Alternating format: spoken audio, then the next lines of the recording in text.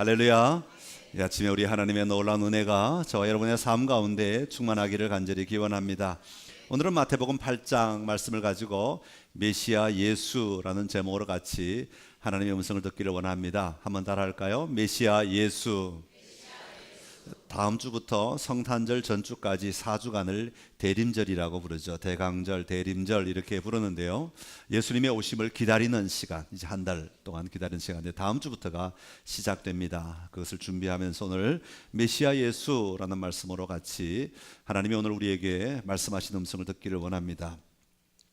지난주 라디오를 듣다가 이런 간증을 듣게 되었습니다.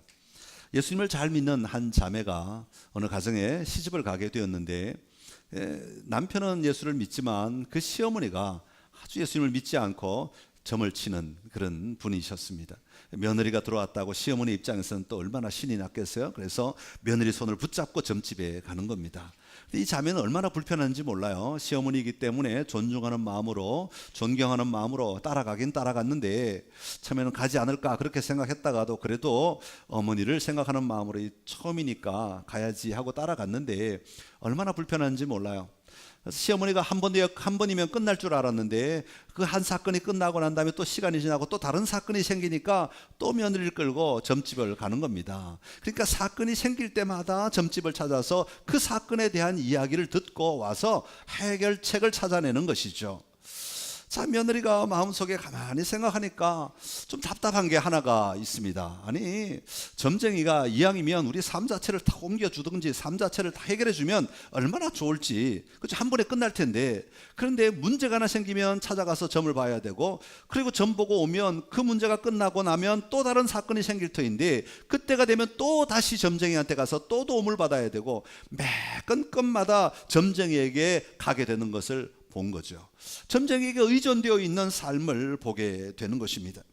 며느리가 가만히 생각해 보니까 점이란 게 한 가지 사건은 어떤 때는 도와줄 수도 있고 도와줄 수도 없지만 그래도 한 가지 사건은 도와주는데 그 전체는 절대로 도와줄 수 없구나 하는 생각을 하게 된 겁니다. 어느 날도 또 어머니의 손에 이끌려 점집에 갔는데 그 자리에 앉아 있으면서 이 점쟁이가 차라리 한꺼번에 다 해결해 주면 참 좋을 텐데 하는 마음을 가지고 이제 점쟁이 앞에 앉아 있는 겁니다. 어머니가 이야기를 막 하고 난 다음에 점쟁이가 이 며느리를 물끄러미 보더니 이렇게 이야기하더랍니다.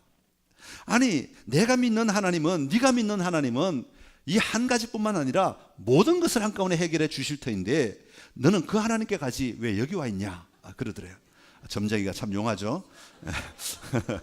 그래서 그 얘기를 듣고는 용기를 얻어서 내가 하나님 앞에 나아가는 것에 대하여 담대해도 되겠구나 그렇게 생각하고 시어머니를 전도하게 되었다 하는 그런 이야기입니다.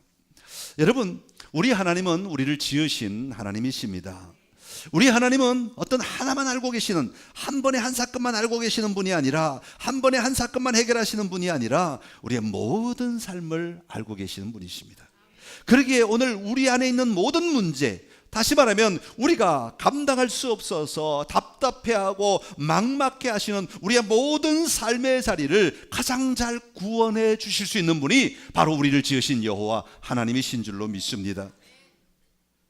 문제 하나만 콕 집어서 고쳐주시는 분이 아니라 아예 우리 하나님은 우리의 삶의 자리를 죽음에서 생명으로 옮겨주시는 분이시다. 성경은 그렇게 말하고 있습니다. 어둠에서 빛으로 아예 옮겨 놔주시고 거기서 살아가라고 말씀하시는 분이신 것이죠. 그래서 그것을 위해 예수님을 이 땅에 보내주신 것입니다. 그래서 우리는 예수님을 그리스도라고 부르게 되는 거죠. 여러분, 그리스도라는 말은 헬라어인데요. 이 말의 구약은 메시아가 되는 겁니다. 메시아라는 말, 그리스도라는 말은 기름 부음 받은 자라는 의미를 가지고 있습니다. 예수님은 이 땅에 오실 때 메시아로서 이 땅에 오셨습니다. 다시 말하면 하나님 아버지로부터 기름 부음을 받고 하나님 아버지로부터 임명을 받고 구원하는 사명을 감당하시기 위해, 기름 부음을 받고 구원하시는 사명을 감당하기 위해 이 땅에 오신 분이 바로 메시아이신 예수 그리스도이시다라는 것이죠.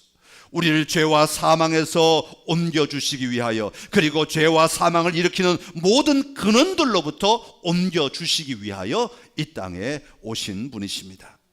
공생애를 시작하시면서 예수님은 말로는 직접적으로 내가 메시아다 그렇게 계속해서 말씀하지 않으시지만 그의 모든 사역이 무엇을 이야기하고 있는가 하니까 예수님이 메시아이시다라는 것을 계속해서 보여주고 있는 겁니다. 다시 말하면 예수님이 행하신 모든 공생의 사역은 내가 바로 메시아이다라는 것을 간접적으로 선포하는 사역들을 행해 오셨다고 하는 것이죠. 자, 그러면 오늘 본문을 통해 예수님이 보여주고 계시는 메시아의 모습이 어떤 것인지를 살펴보고 오늘 우리 삶 속에서 그 예수님, 메시아이신 예수님이 드러나는 삶을 살아내는 은혜가 저와 여러분에게 있게 되기를 간절히 기원합니다. 자, 먼저 예수님은 섬기는 메시아라고 말씀하십니다. 한번 따라합시다. 섬기는 메시아.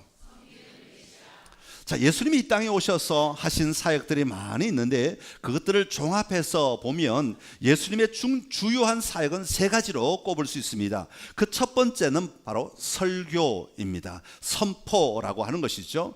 마태복음이 그 순서를 잘 우리에게 보여주고 있는데 마태복음 5장에 보면 산상수훈이라고 하기도 하고 산상설교라기도 합니다. 설교라고 부르기도 하는데 그 대목을 우리는 설교라고 보면 예수님이 이 땅에 오셔서 가장 먼저 하신 일은 설교하신 것이다. 다시 말하면 하나님의 말씀, 하나님 나라의 진리를 선포하시는 것이 바로 설교라고 말할 수 있습니다. 그 다음에 두 번째로 이 설교를 하신 다음에 예수님이 하신 일은 가르치신 일입니다. 마태복음 6장 7장에 보면 계속해서 각 단락의 첫 줄에 계속해서 나오는 대목이 말이 뭐냐 하면 예수께서 가르치시되 이렇게 말합니다. 예수님이 가르치셨다. 예수님이 가르치셨다. 율법에 대하여, 돈에 대하여, 여러 가지 가정에 대하여, 온갖 삶에 대하여, 구체적으로 기도에 대하여. 그래서 주기도문이 6장에 나와 있는 거죠. 그래서 여러 가지 우리 삶의 신앙의 영적 삶에 필요한 것들에 대하여 하나님의 나라의 원리들을 예수님은 가르쳐 주신 것입니다. 이 성경에서 이 사복음서에서 예수님이 가르치셨다는 내용이 몇 번이나 등장하고 있냐면 47번이나 등장하고 있습니다. 그만큼 예수님의 사역에서 설교도 중요하지만 가르치신 것은 굉장히 중요한 일이다 하는 것이죠. 그런 다음에 세 번째로 하신 사역이 있는데 그게 뭐냐 하면 설교와 가르치심 다음에 또 한 사역이 있는데 그게 바로 치유하심입니다. 예수님이 치유하시는 사역을 소개하고 있습니다. 오늘 8장부터 이 마태는 마태복음에다가 치유의 사역을 쭉 모아서 한꺼번에 소개하고 있는데 8장부터 쭉 소개되고 있습니다. 사복음서 전체로 보면 예수님의 치유 사역이 전체 내용의 약 5분의 1을 차지하고 있습니다. 그러니까 굉장히 많은 양이 치유에 관한 이야기라는 것을 우리가 알 수 있습니다. 절수로 보면 약 72횟수로 보면 약 72번의 치유 사건을 기록하고 등장하고 있는 것을 볼 수가 있습니다. 자, 오늘 본문에 나오는 치유 사건, 오늘부터 이제 치유 사건이 8장부터 쭉 시작이 되는데 예수님의 치유 사건은 단순히 한 아픈 사람을 그 병으로부터 고쳐주는, 치유해주는 이것이 목적이 아니라는 것을 우리는 발견할 수 있습니다. 여러분, 예수님이 하시는 모든 일들은 겉으로 보여지는 그것이 전부가 아니라 그 일을 통하여 궁극적으로 하시고 싶으시는 일을 이루시기 위하여 행동하시는 것이 예수님의 사역의 특징이죠. 그러니까 아픈 사람을 치유하시는 것은 단지 그 질병이 낫는 것이 목적이 아니라 그 질병을 낫게 하심으로 말미암아 그 영혼을 구원하시려는 것, 이게 궁극적인 예수님의 치유의 목적이 되는 것이죠. 다시 말하면 예수님이 메시아 되심을 드러내시기 위하여 예수님은 치유를 하시고 이 치유를 통하여 사람들이 저분은 다른 사람과 다르게, 다른 선지자들과 다르게, 다른 선생들과 다르게 메시아이시구나 하는 것들을 조금씩 느끼고 발견할 수 있도록 알아가게 하시는 장면들이 바로 치유의 사건이라고 말할 수 있습니다. 특별히 예수님은 이 치유의 사건을 행하실 때 누구에게 행하셨냐 하면 특별히 소외받고 배척받는 자들에게 많이 다가가셔서 치유하시고 회복시켜 주신 것을 볼 수가 있습니다. 가난한 자들, 굶주린 자들, 핍박받는 자들, 어린아이들, 여자들, 억압받는 자들, 이런 자들에게 구원을 선포하심으로 말미암아 예수님의 사역은 연약한 자들을 건지셔서 강함으로 회복시켜 주시는 것, 이게 메시아 사역인 것을 보여주고 계시는 것이죠. 다시 말하면 우리의 모든 연약함을 예수님은 우리에게 오셔서 그 연약함을 보시고 그 연약함을 붙잡아 다시 회복시켜 주시고 강함으로 바꾸시는 것이 오늘 우리에게 임하신 예수님의 귀한 사역 가운데 하나라고 하는 것을 보여주고 있는 겁니다.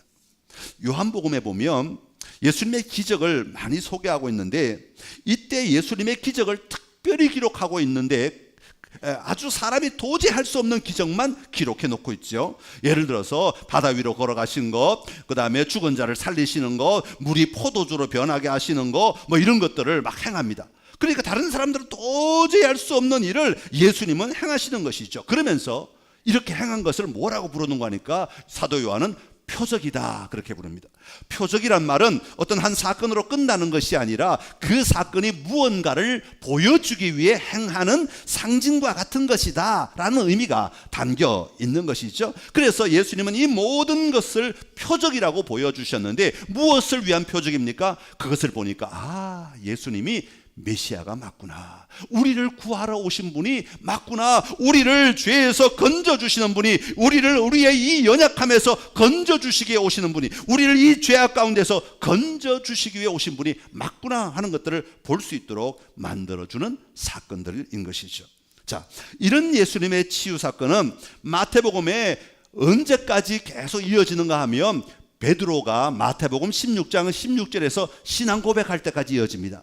그래서 한 8개의 치유의 사건이 8장부터 계속해서 이어져 나오는데 언제까지 나오냐면 16장까지 나오는 거예요. 15장까지. 그러면서 언제 이게 딱 멈추냐면 베드로가 마태복음 16장 16절에 사람들이 나를 누구로 하느냐 그럴 때 베드로가 이렇게 말합니다. 주는 그리스도시요 살아계신 하나님의 아들이십니다 라는 선포가 할 때까지 계속되는 겁니다. 다시 말하면 예수님이 치유 사건을 보여주시고 또 치유 사건을 보여주시고 또 치유 사건을 보여주시고 또 치유 사건을 보여주심으로 말미암아 마침내 사람들이 무엇을 고백하기를 원하십니까?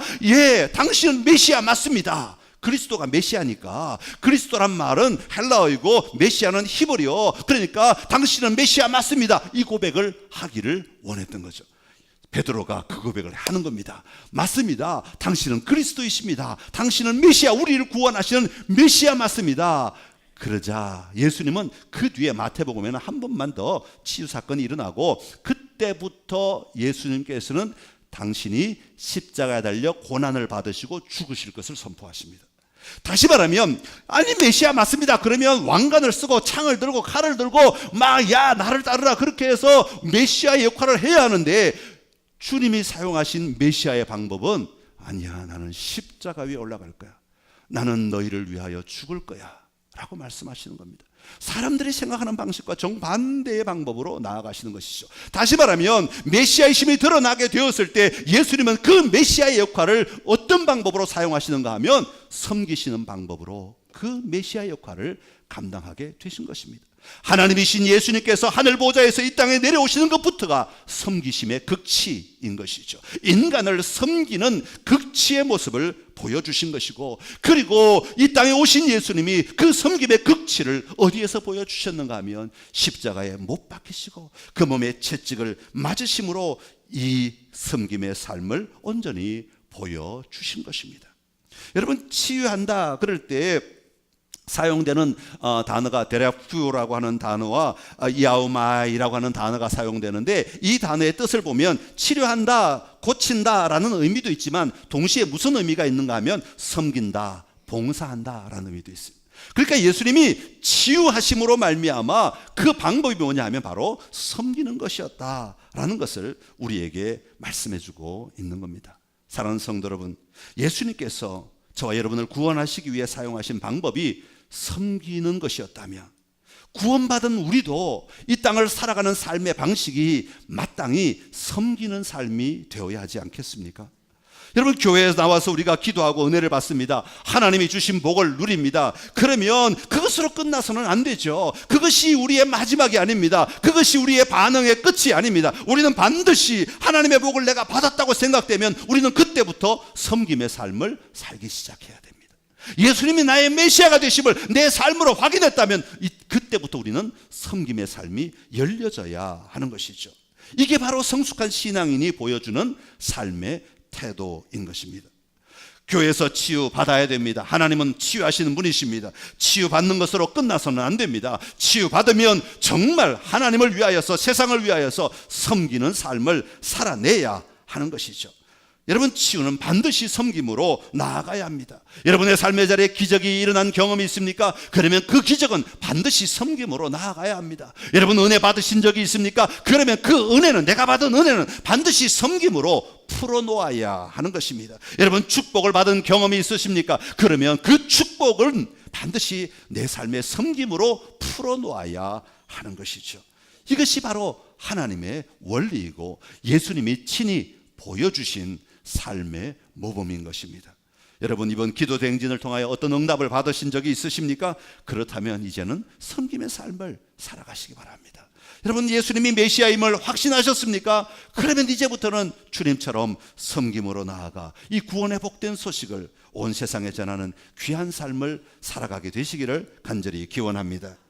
두 번째로 예수님의 모습은 자비하신 메시아라고 소개하고 있습니다. 한번 따라합시다. 자비하신 메시아.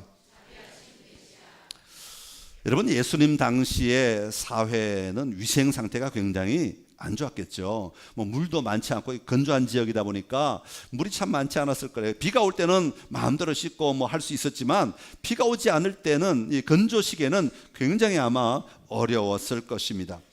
물이 귀한 지역이기 때문에 이 몸을 씻는다 참 어려운 일이죠. 물론 돈이 많은 사람들은 그 돈으로 물을 사서 쟁여 놓았다가 그 물을 1년 내내 언제든지 쓸 수 있었겠지만 일반 평민들의 삶은 그러지 못했습니다. 그러니까 굉장히 어려운 삶을 살 수밖에 없었죠. 그러니까 특별히 가난한 사람들에게 피부병이나 안구질환 또 중이염 같은 이런 질병이 많이 일어나게 되었다고 합니다. 왜냐하면 이건 전부 다 이 깨끗함과 관련되는 문제이기 때문에 그렇습니다. 거기다가 치료 방법이 발달하지 않았기 때문에 자연스럽게 그런 병들이 하나 걸리게 되면 그것으로 끝나는 것이 아니라 또 다른 병으로 계속해서 이어질 수밖에 없는 그런 환경에 놓여지게 되었죠. 그 중에서 특별히 피부병은 개인의 문제로 끝나는 게 아니라 공동체의 문제로 이어지게 되는 겁니다. 여러분, 그렇잖아요. 한번 피부병이 걸리면 우리 다른 사람에게 옮겨가면 안 되잖아요.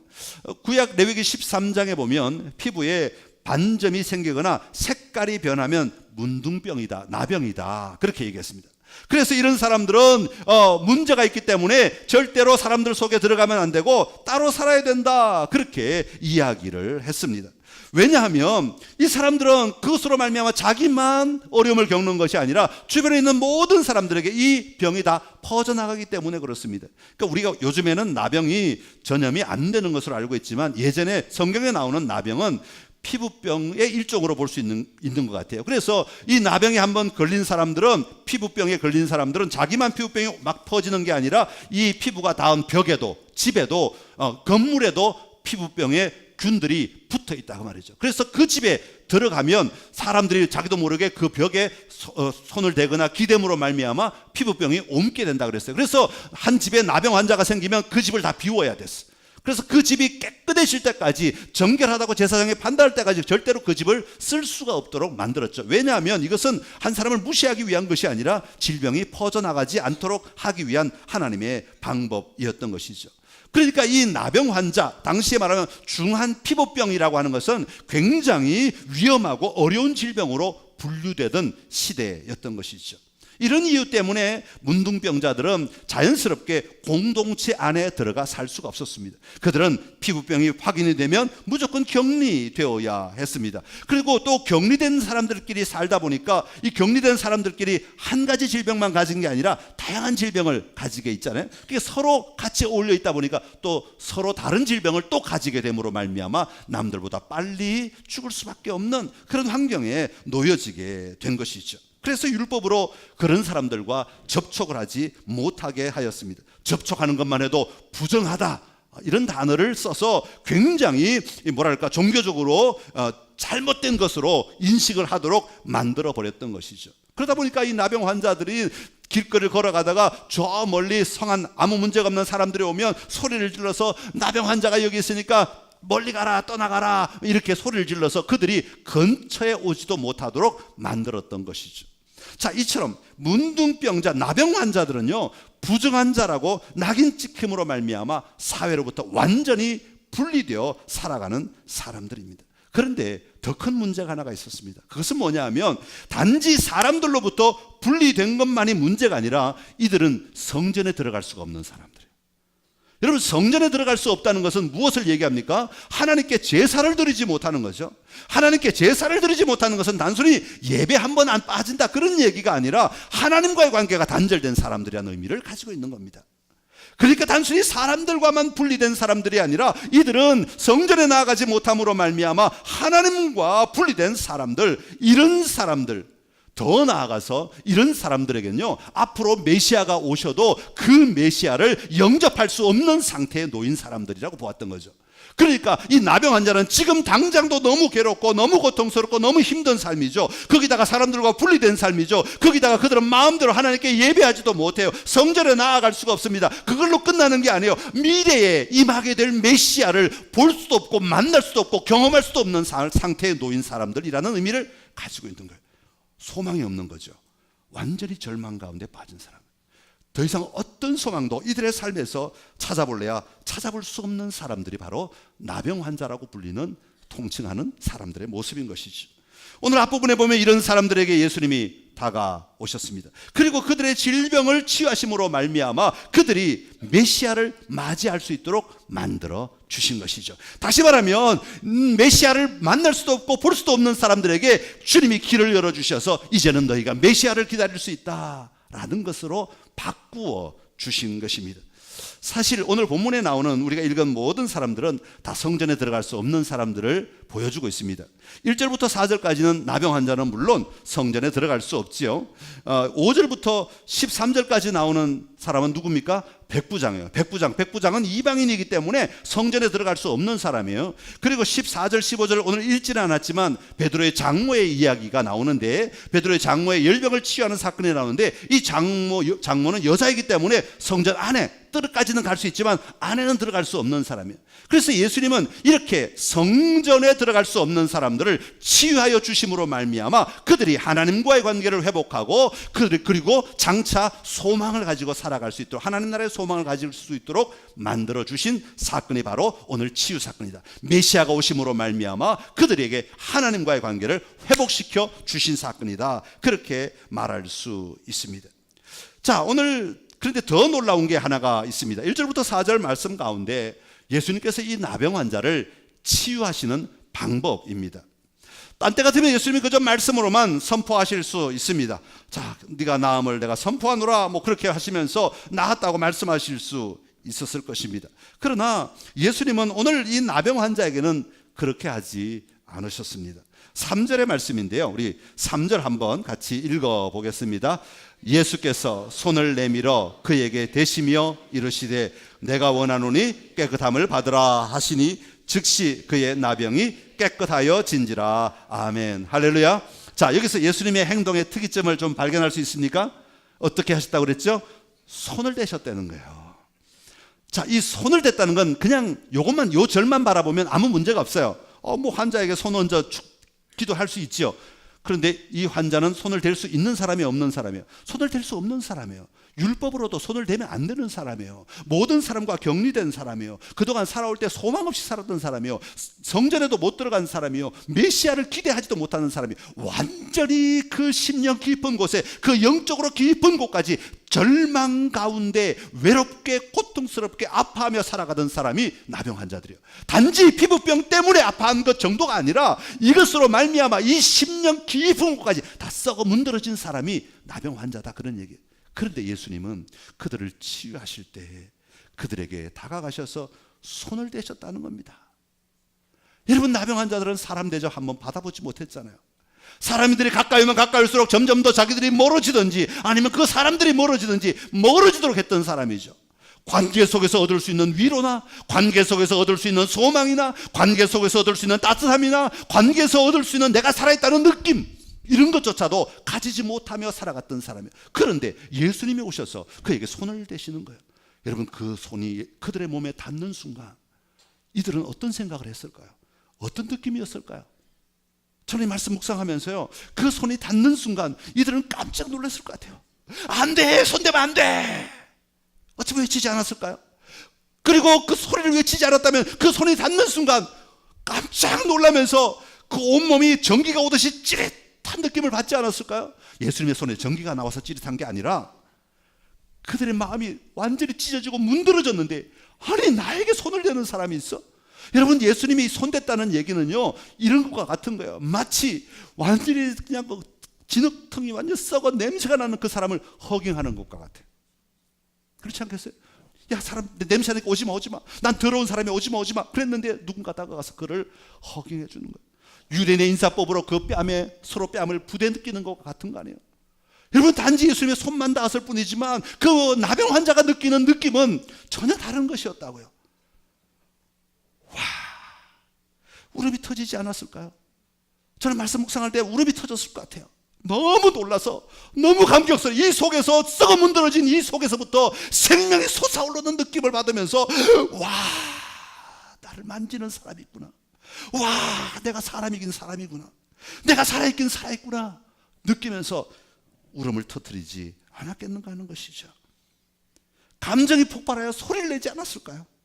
아무도 손대지 않고 아무도 가까이 하지 않으려는 그 몸에 손을 대시며 말씀하시며 치유하시는 예수님, 이 예수님의 자비하심이 그를 외적인 질병에서만 고치는 것이 아니라 그의 영혼의 치유까지 일어나게 만들어 주었던 것입니다. 사랑하는 성도 여러분, 예수님은 우리의 겉모습만 치유하시는 분이 아닙니다. 우리의 겉모습만 나에게 오라 그렇게 말씀하시는 분이 아니죠. 여러분, 예수님은 우리가 교회에 나와오는 것, 건물 안에 들어오는 것, 이것만 갖고 만족하시는 분이 결코 아니십니다. 여러분, 예수님이 만지기를 원하시는 것은 우리의 외형뿐만 아니라 우리의 심령 깊은 곳에 자리하고 있는 우리의 아픔과 우리의 연약함과 우리의 나약함과 우리의 좌절과 우리의 절망에 손대어 주기를 원하시는 거예요. 그리고 그 손을 통하여서 예수의 생명이 흐르게 하시는 것이죠. 무엇으로? 예수님의 자비하심으로, 불쌍히 여기시는 마음으로, 긍휼히 여기시는 마음으로, 안타까워하시는 마음으로 예수님은 그 손을 대어 주시는 것입니다. 사랑하는 성도 여러분, 나의 가장 연약하고 나의 가장 나약하고 내가 정말 사람들 앞에 끄집어낼 수 없고 사람들에게 보일 수 없고 사람들로부터 절대로 들키지 않고 싶어서 숨을 수밖에 없는 그 자리에 주님은 찾아오셔서 손대어 주시는 분이죠. 그 문제를 안아주시는 분이에요. 그 문제를 같이 껴안고 눈물 흘려주시는 분이에요. 그래, 네가 말 못하고 있는 이 아픔을 내가 알고 있다. 네가 말 못하고 남들에게 드러낼 수 없는 이 연약함을 내가 알고 있다. 이것이 치유되어야 한다. 그리고 손대어 주심으로 말미암아 그 문제를 회복시켜 주시는 주님이신 것이죠. 여러분, 우리가 믿는 예수님이 이런 자비로 오늘 우리에게 다가오신다면, 내 마음을 만지시고 내 삶의 근원을 만지신다면 우리 또한 이 땅을 살아가면서 그 자비의 마음으로 살아가야 하지 않겠습니까?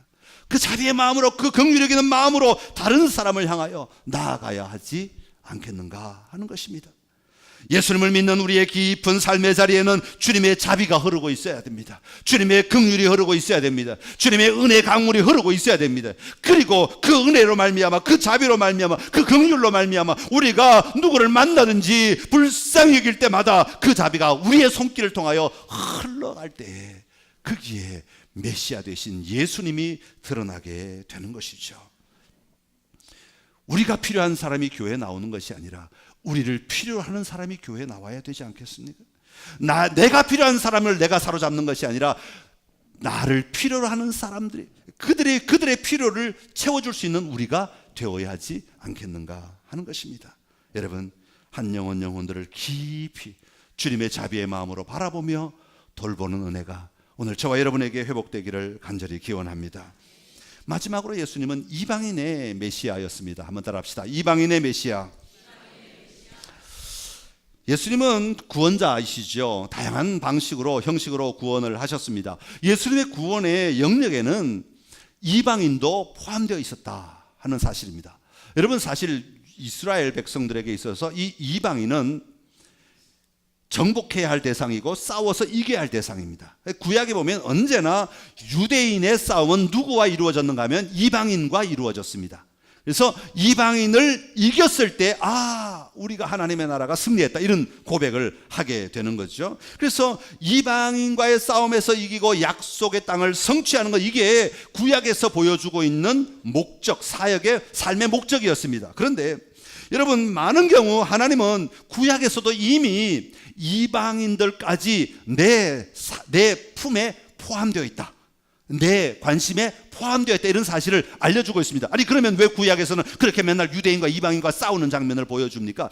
그때는 유대인을 샘플로 쓰신 것이죠. 아브라함을 샘플로 들어 쓰신 것처럼 유대인들을 샘플로 들으셔서 너희들이 먼저 거룩한 자가 되라 말씀하시고, 너희가 복의 근원이 되라, 대제사장적 나라로 삼으시고 온 땅을 향하여서 나아가도록 만들어 주신 것이죠.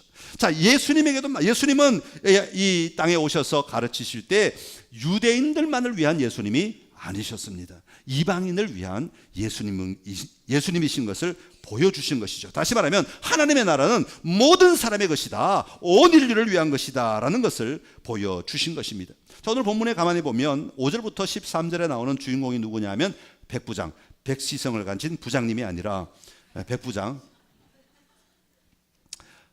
백부장은 100명의 군사를 거느리는 장교라는 뜻입니다. 그러니까 백부장, 교회를 오래 다녀도 이런 말 안 하면 그냥 웬 백부장이다 했나 성경에 그렇게 생각하시는데, 백부장이 아니고 백부장입니다. 직책입니다. 자, 이분은 로마 시민권자입니다. 로마 시민권자는 당시에 온 땅을 정복했기 때문에 지배권자입니다. 그렇죠? 지배자입니다. 지배자.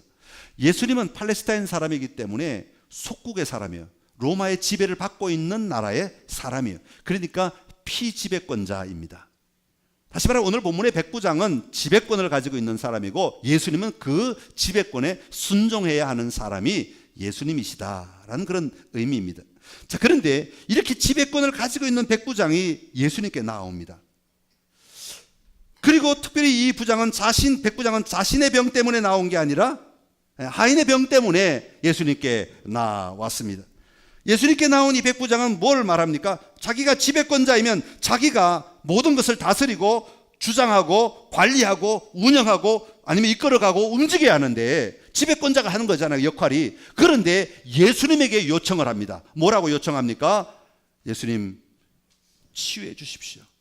치유해 주십시오. 그때 예수님이 뭐라고 대답하십니까? 내가 가서 고쳐 주리라 그럽니다.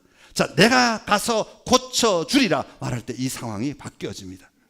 예수님이 보호자가 되시고, 예수님이 모든 상황을 이끌어 가시는 인도자가 되시고, 예수님이 모든 삶을 주관하시는 주권자가 되시고, 백부장은 그 주권에 순종하는 사람으로 바뀌어지게 되는 거죠.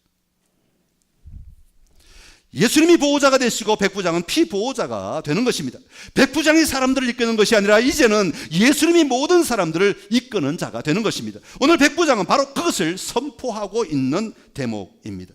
얼마나 놀라운 일입니까? 비록 이방인이었지만 그가 예수님의 권세 앞에 나아올 때, 예수님의 능력 앞에 모든 것을 맡기고 의지할 때, 그는 예수님을 지배하는 자가 아니라 이제는 예수님을 따르는 자로 살아갈 수 있게 되었던 것이죠.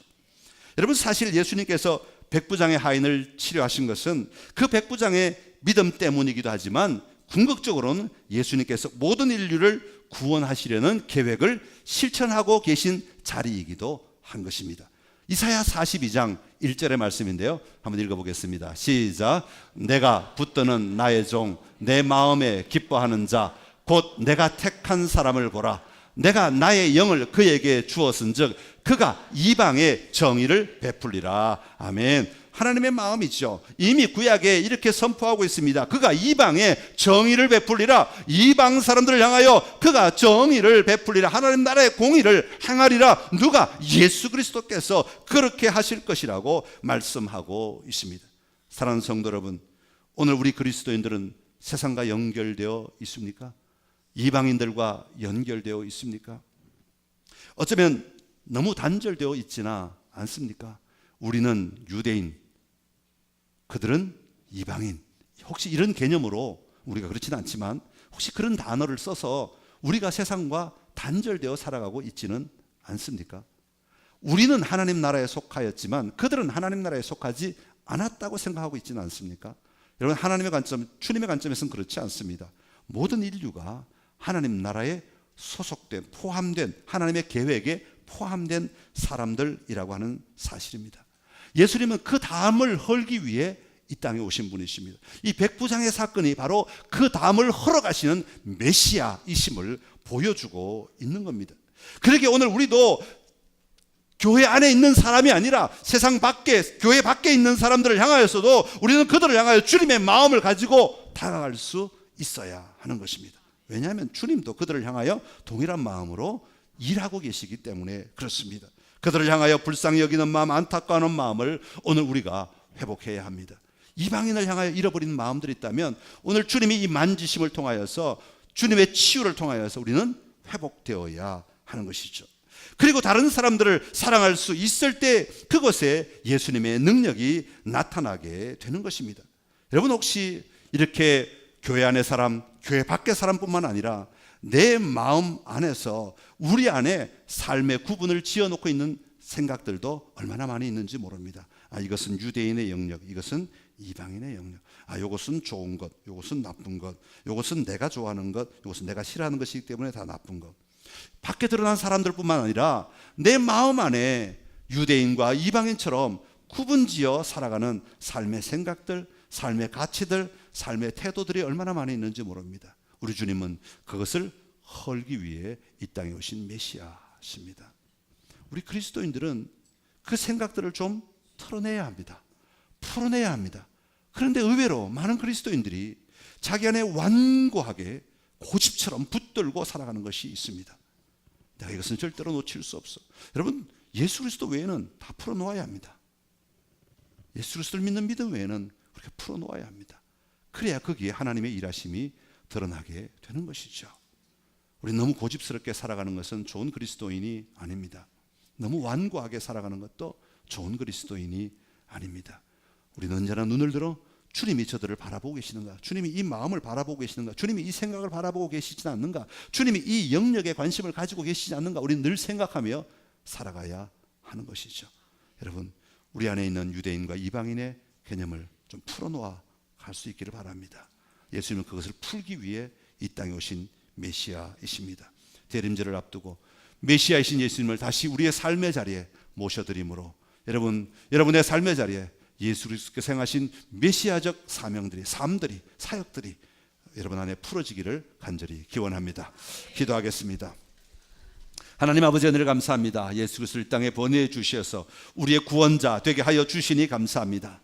아버지가 섬기신 메시아의 모습을 본받아 우리도 이 땅을 섬기며 살아가게 하여 주시옵시고, 자비하신 메시아를 본받아 우리의 속 깊은 곳에서부터 아버지 그 자비함이 흘러 넘치게 하여 주옵소서. 이방인의 메시아이심을 바라보며 우리가 다른 사람을 향하여 손을 넓게 펴게 하여 주옵시고, 우리의 마음을 열게 하시고 우리 속에 나누어져 있는 생각들을 주여 보듬게 하여 주시어서 아버지 다른 사람들을 품고 누리며 회복하는 삶을 살아내게 하여 주옵소서. 예수님의 이름으로 기도드립니다. 아멘.